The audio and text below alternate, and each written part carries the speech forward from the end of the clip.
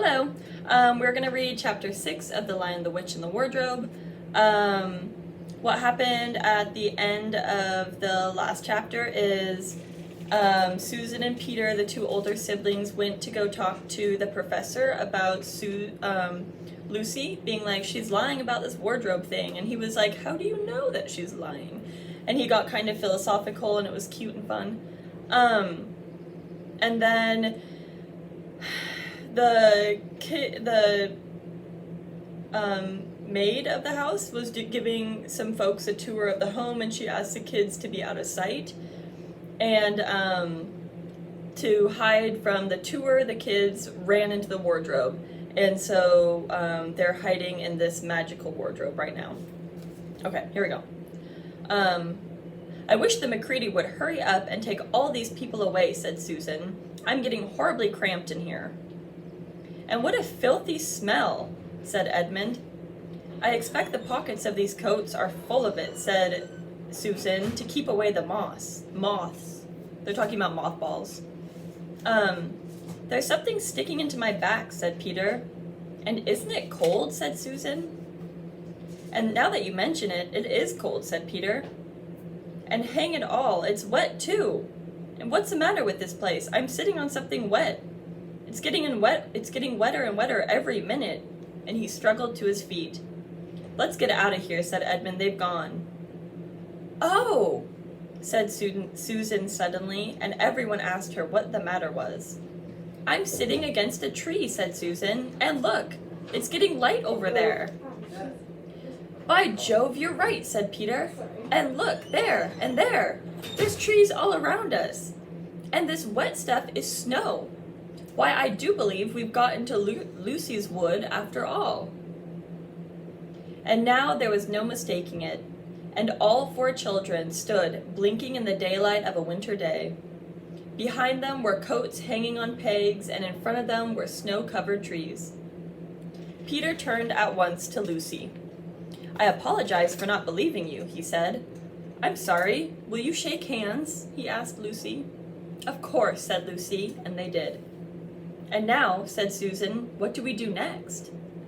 Do, said Peter. Why, we go and explore the wood, of course.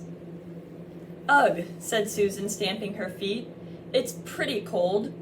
What about putting on some of these coats? Well, they're not our coats, said Peter doubtfully. Oh, I'm sure nobody would mind, said Peter. It isn't as if we wanted to take them out of the house. We shan't take them even out of the wardrobe. I never thought of that, Sue, said Peter. Of course, put it that way. I see.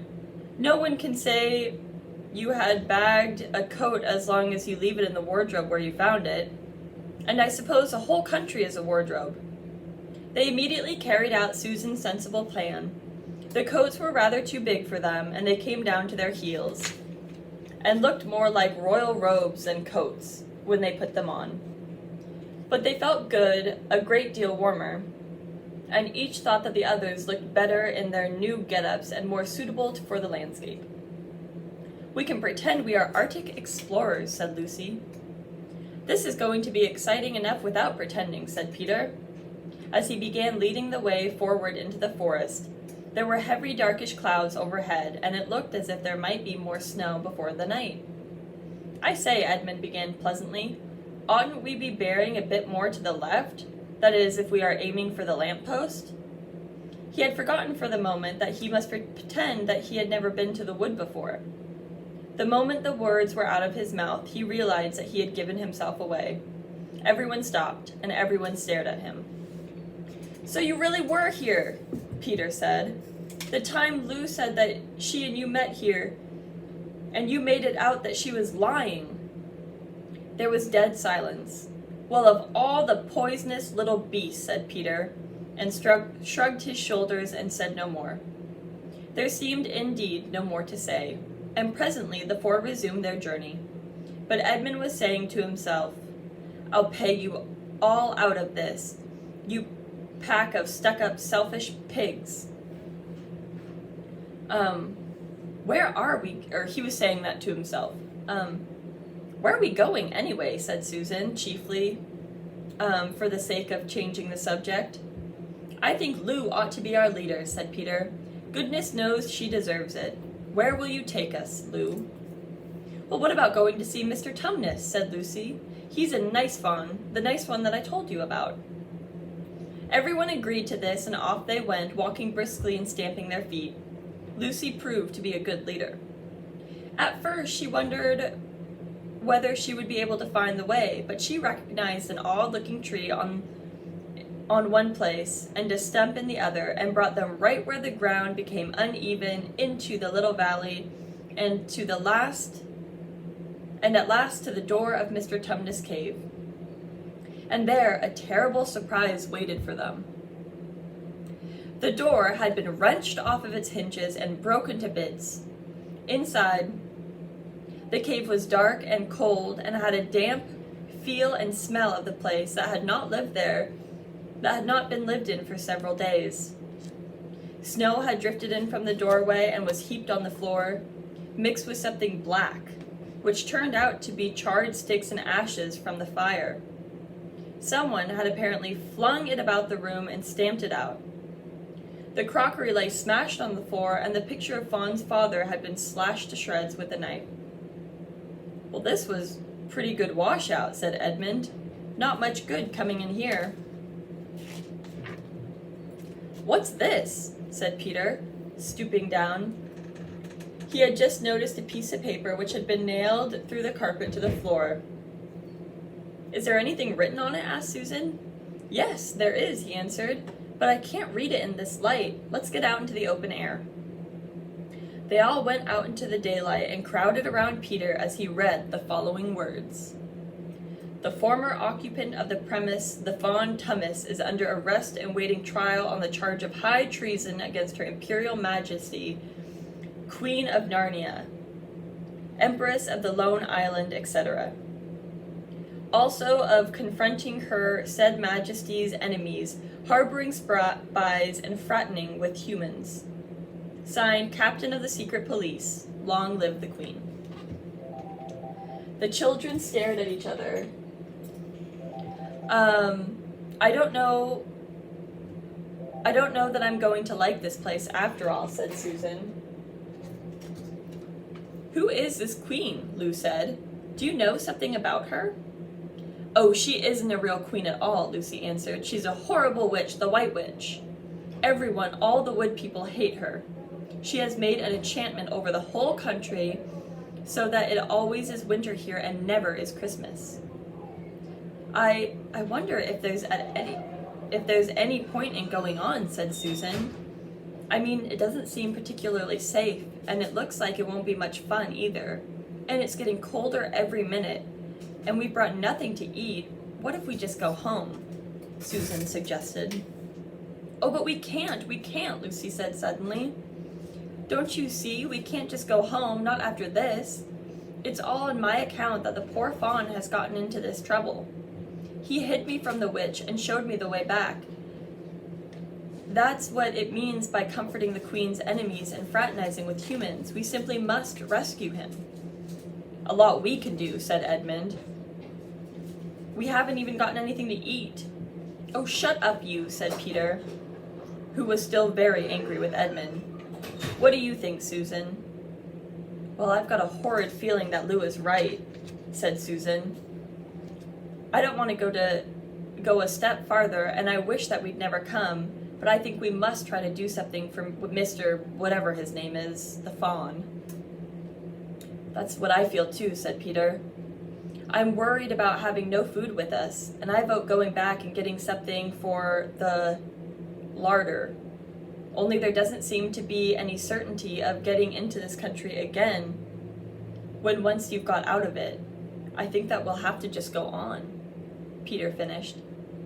So do I, said both the girls. If only we knew where the poor chap was in prison, said Peter. They were all still wondering what to do next, and then Lucy said, Look, there's a robin with such a red breast. It's the first bird that I've seen here. I say, I wonder if birds can talk in Narnia. It almost looks as if it wants to say something to us. And then she turned to the robin and said, Please, can you tell us where Tumnus the fawn has been taken to? As she said this, she took a step forward toward the bird. It at once flew away, but only as far as the next tree. There it perched and looked at them very hard, as if it understood all that they had been saying. Almost without noticing that they had done so, the 4 children went a step closer or 2 nearer it. At this, the robin flew away again to the next tree, and once again looked back at them very hard. Do you know, said Lucy, I believe he means us to follow him. I've got the idea that he does, said Susan. What do you think, Peter? Well, we might as well try it, answered Peter. The robin appeared to understand the matter thoroughly, and it kept going from tree to tree, always a few yards ahead of them, but always so near that they could easily follow. In this way, it led them only slightly downhill, and whenever the robin alighted, a little shower of snow would fall from the branch. Presently, the clouds parted overhead, and the winter sun came down, and all the snow around them grew dazzlingly white. They had been traveling this way for about an hour and a half, with the 2 girls in front, and when Edmund said to Peter, If you're not still too high and mighty to talk to me, I have something to say and you'd better listen to it. Oh, what is it? Said Peter. Hush, not so loud, said Edmund. There's no good in frightening the girls. But have you realized what we're doing? Asked Edmund. What? Said Peter, lowering his voice to a whisper. We're following a guide we know nothing about. How do you know which side the bird is on? Why shouldn't it be leading us into a trap? Well, that's a nasty idea, said Peter. Still, a robin, you know.